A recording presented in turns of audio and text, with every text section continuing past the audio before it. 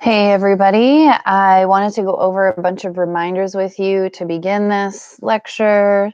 You need to watch all of the YouTube lectures. I am continuing to get emails asking me questions that are clearly answered in my YouTube lectures, so please make sure you're watching those.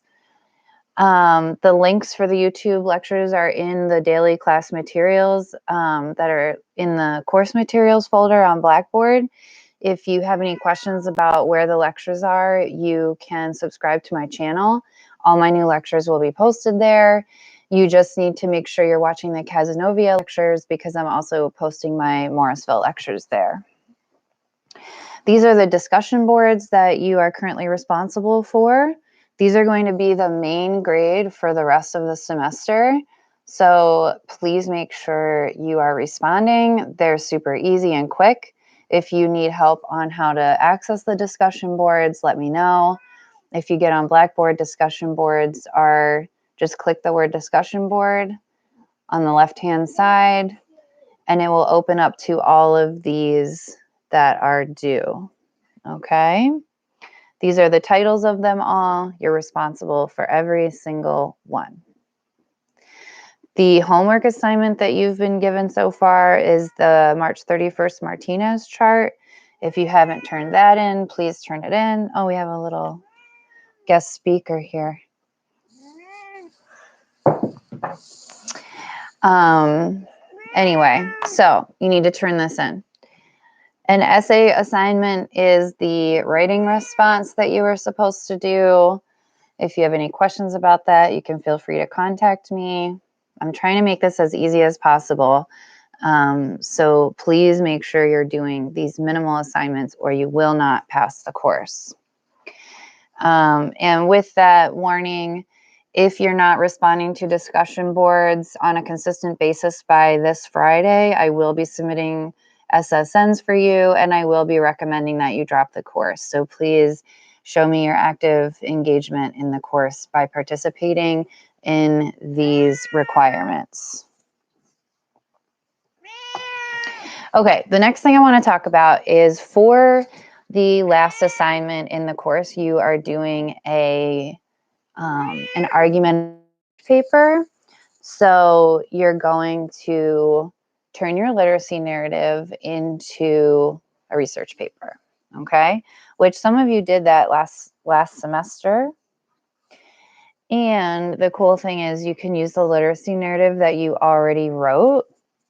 So to identify, you already have a topic, right, that you wrote for your literacy narrative. So what I would encourage you to do is expand that topic.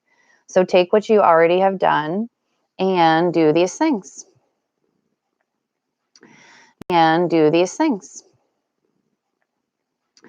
You want to brainstorm some ideas for where your paper could go, especially if you did not have a thesis statement. You do have to have a thesis statement for this literacy narrative. You obviously are going to be using your prior knowledge, and now that you've read a bunch of literacy narratives for this course, that would be included in your prior knowledge. We've talked about components of literacy narrative, including dialogue, figurative language, descriptive language along with that. We've talked about ordering of events. Are you going to do flashbacks? Are you going to do chronological order? So you can be creative with changing that for your final draft. You need to choose an analytical framework. And what I mean by that is choosing some of the specific tools. So are you going to really focus on use of logos, binaries of thought, and diction? Are you going to focus on use of extended metaphor, pathos, and kairos? Okay. So choose some analytical framework tools from which to work so that you have some sort of focus for your final paper. You are going to have to use sources for this. So part of today's class is looking at the CRAP test. And you know how us dorky English people like to have acronyms for everything. We have an acronym for checking credibility of sources. Now, hopefully you can access the campus databases from off campus. But if you can't, feel free to use Google resources or the essays that you already read for the course, which would be the Coates essay, the not the Martinez essay, Coates. Who were the other literacy narrative authors? It was Rodriguez, Coates, and well, you guys know the last one. This is a quiz. What's the last one? It's graph. Okay. So you can use those sources. But what you're going to do if you're searching online, you've got to make sure you put your sources through the CRAP test. Okay. Usually on databases, you don't have to do this kind of thing because on databases, your source material is specifically chosen by professionals to be on that particular database. So this isn't as necessary when you're using a database that is funded through a school. So if you're doing any research using the Google search engine, you want to make sure you're looking at all of these components of each source. So number one is currency. How current is the writing? For example, if you want to do some sort of historical background, the currency might be further back than someone who is writing like a current event type of writing. The relevance, how is this particular source relevant to your argument? And that's a tough one because I think for some of us it's hard to identify as a scholar, but you are a scholar, so you need to judge the relevance of the source material that you find. Googling and looking at the first two sources is not a way to research. If you are required to have two sources, for example, in a paper, you're probably going to at least read 4 to 6 in order to find those two. So just keep that in mind, that the research and things like that. The next one is authority. We've already talked about ethos. You want to make sure your authors have some sort of authority to be speaking or writing on the topic.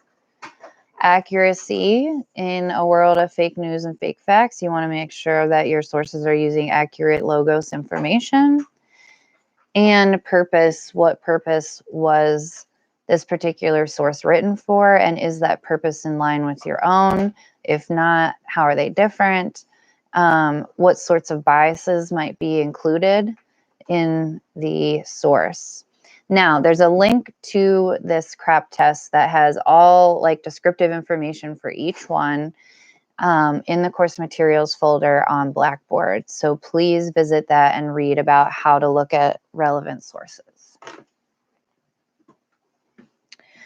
Okay. The next thing after you find sources is expanding your literacy narrative. How are you going to do that?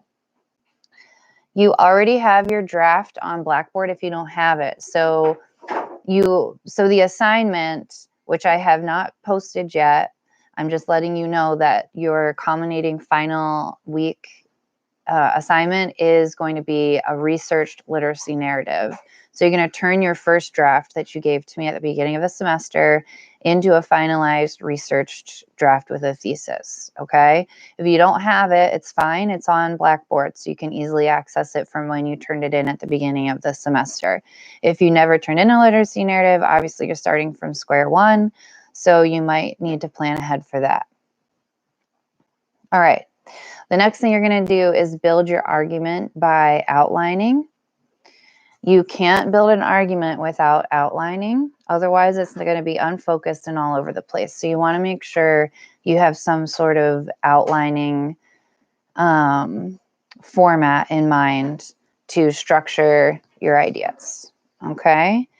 So what's the point of this lecture? The point of this lecture is to show you that you have a research project coming up. And it's also to remind you that this particular week is for you to think about how you're going to expand your literacy narrative. While you're thinking about that, I'm going to be creating the assignment on Blackboard and posting it so you can read all the details on how you'll be graded and everything. And the purpose of this lecture is to go over everything that you owe, okay? This week, take a break, but look at everything you need to turn in and actually do it. I know you're overwhelmed. I know you have lots of other classes. So I'm trying to be flexible. But if these things are not done by this Friday, there will be a 0 logged with no chance to make up the grade.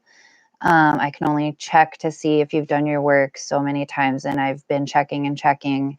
And for many of you, nothing has been completed. For some of you, I see that you're turning in work. I see that you're doing the discussion boards. I'm so happy with that. Some of you are emailing me and keeping in touch, which is great. So these are the reminders. You might want to screenshot this. It should be in your Blackboard also that you need to do all of these things. And as usual, if you have any questions, you can always call me or text me. All right. Have a good one.